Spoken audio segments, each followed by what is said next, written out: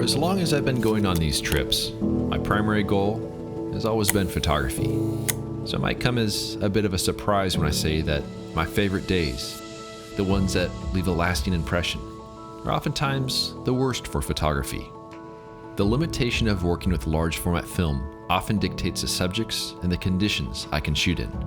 To some, these limitations might seem overwhelmingly negative, but for me, they serve a different purpose. I've learned to pick my battles, realize my own limitations, enjoy the moment rather than struggling to take a photo. These are the moments that leave a lasting impression. They replenish the soul, and they keep me coming back year after year. Well, there's a pretty awesome sunrise going on right now. There's a thunderstorm rolling in, and when I was leaving the campground this morning, there was a few flashes of lightning off in the distance, so I'm sure that's heading this way. But the light's been pretty crazy. Kind of a mixture of higher clouds and lower clouds, and they're lighting up pretty dramatically right now. But this will be really, really frustrating to shoot on large format because I have no clue what to shoot. So rather than scrambling around and just being frustrated, I'm just sitting here and enjoying a cup of tea with a little bit of a light rain falling and waiting for the storm to roll in. I really don't know what the plan's going to be for today. I don't know. I guess we'll see what happens. All right, this is really awesome. Thunderstorm's rolling over right now, and I found a cool maple shot. There's just a flash of lightning that was like pink. It's pretty close. So this is a roadside shot, and the rain, I think, is going to deepen the colors a bit. I didn't bring my video kit with me, so I ran back to my truck to grab it. This is so cool.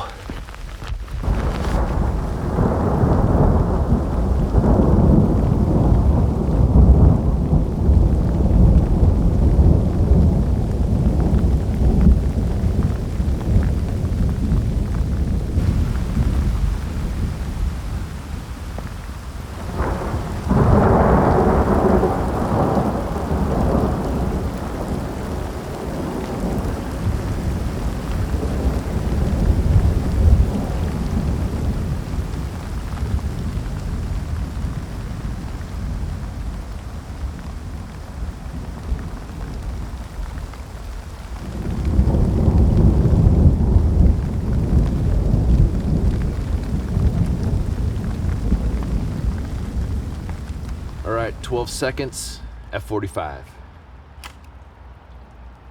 So there's been a bit of a break in the storm. Even been a little bit of sunny skies from time to time. I'm using this as an opportunity to carefully make my way back to where I have the game camera set up, just to see if anything captured overnight. And I'm being very careful not to walk in the washes, just because you never know what's going on upstream. I doubt it captured anything, but at least it'd be cool to see if it did. I only had one clip on there, which was some sort of small mammal kind of darting across the wash. But I'll leave it there because it's such a good spot for it, and wait until I get something pretty good. In the meantime, I should probably head back to my truck and kind of find some areas to scatter around, because right now, as you see back behind me, the leaves are just so saturated because of all the rain, and then all of the roots and the tree trunks and all that goes quite dark, so it really has this really nice contrast. So I gotta find some way of making use of these great conditions, but I'm pretty excited about the photo I shot this morning. That was pretty cool. But let's see what else I can find. So it's now the mid-afternoon, and that storm cleared out really fast. Right now it's basically just blue skies, and it left behind some water draining through the wash here. And this is the first time I've ever been in one of these washes where I'm literally the first person to walk in them since it rained. It is so absolute pristine right now, and I'm being very careful where I'm walking. Walking on rocks, walking on basically just in the water itself. And I'm trying not to walk on any of the wet sand, because I really don't want to leave any marks in case someone else finds something really cool in here to shoot. But I gotta say, this is really hard to find a subject because everything looks good. I mean, there's these trees everywhere. I'm just trying to find something that would have a nice clean composition. And it's a good challenge, but it really is a challenge. I do have a location that I really want to shoot kind of maybe in an hour or two when the sun drops a little bit lower. So really I'm just kind of killing time for that. But if I do see anything in the meantime, I'm definitely equipped to bring my camera down here and set up a quick shot. But this is absolutely beautiful. Pretty awesome to think that started the day with a pretty crazy thunderstorm and gonna end the day with some beautiful reflected light. That is a perfect day in Zion.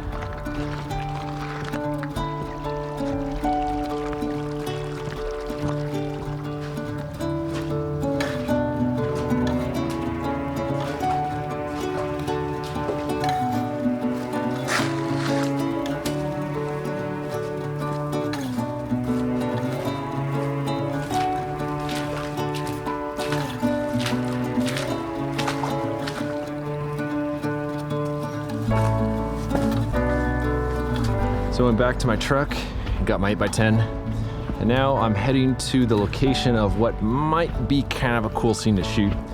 I just need it to be an indirect light, which I think is gonna happen kind of in maybe an hour or so. But it's this really beautiful maple tree, really big tree. Then it's sort of surrounded by some pine trees, and it has just this really nice color combo right now. But I'm hoping I'll be able to get a composition on it, and I'm hoping that the weather cooperates, sunny skies, no wind, that's all I really need. But looking forward to potentially getting 2 photos in one day. That'd be pretty cool.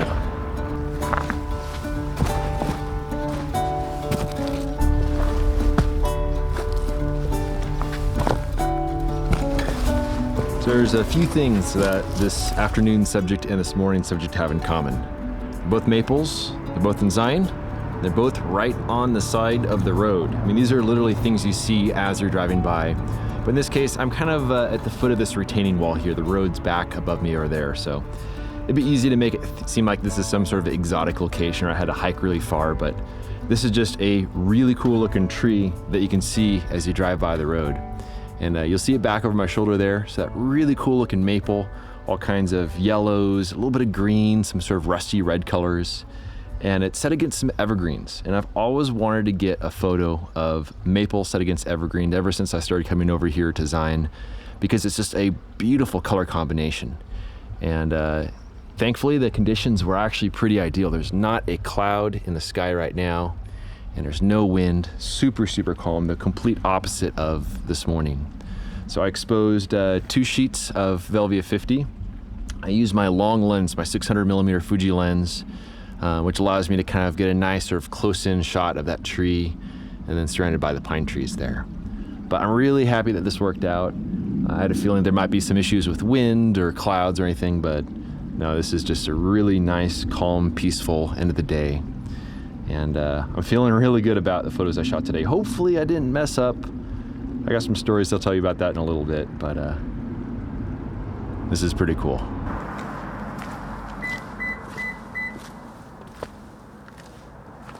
All right, I am back at my truck now, and I just want to tell you a story about something that happened a little earlier today. It's kind of a little bit of a behind-the-scenes peek as far as what happens when you go on a trip like this and you shoot film. So basically, I have to load film and unload film and do that on a regular basis. And it's something I never really enjoy doing. It's kind of a pain, it's kind of a chore, but it's something that's really important, and you have to make sure that you stay organized, otherwise you can get yourself into trouble. So that's kind of what happened earlier today. So I loaded a bunch of film yesterday afternoon, bunch of film holders, but one thing I forgot to do was to reverse the dark slides. One side is going to show that you have shot it, one side is going to show that you have not shot it. And as a result, all those film holders were showing that I had already shot them. And so after I shot the photos of that one tree this morning, I went back to my truck and realized that I couldn't even tell which of the film I had shot and which of it was actually perfectly good film, but it was just marked the wrong way. So I went through the process of actually going through and unloading all my film holders because I know that in some of those ones are going to be some good shots, and then some of those are going to be just, unexposed film. And so I went through, did all that, loaded fresh film. In the process of doing that, basically put all the film holders in a film changing bag. It's light proof, obviously. Pull all the film out, and then once you're done with that, you put a new box of film in there, and then you load it all up. I took a little bit of a break between doing that, and what I ended up doing was eating a handful of honey roasted peanuts. This is kind of an important thing. So as have my hands inside the film changing bag, and as I am in the process of loading the film, like a little piece of like honey roasted peanuts kind of like lodged in the back of my throat.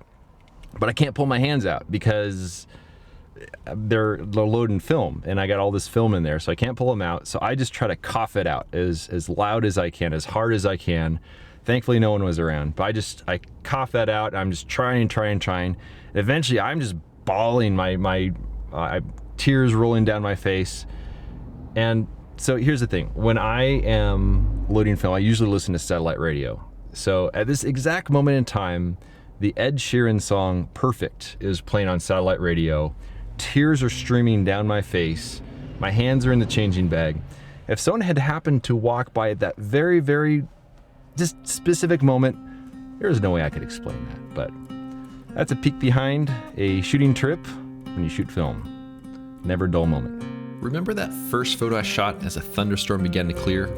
Well, here it is. That scene looks so beautiful in person, but it just didn't translate well to a photo. The depth of field is awkward, the light is flat, and the colors all bleed together, creating a fine specimen of congealed maple clown vomit stew. Truth be told, I don't think any single photo could have done justice to the conditions that morning.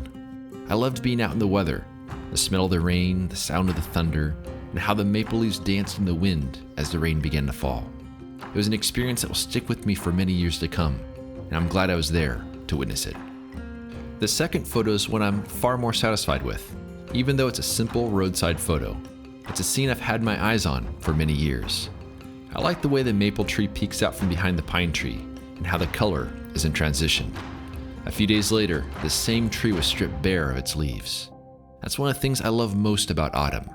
Much like the thunderstorm this morning, autumn is both fleeting and unpredictable. It leaves its mark, then disappears just as fast as it arrived. If you enjoy this ad-free content and want to help me live my dream, a voluntary contribution of just $24 a year helps keep my gas tank full and my film freezer stocked. For more information on how to support me and my work, please visit the donation section of my website at benhorne.com/donate. I also have prints available on my website. You can find a direct link down below in the show notes. Thanks in advance for your support.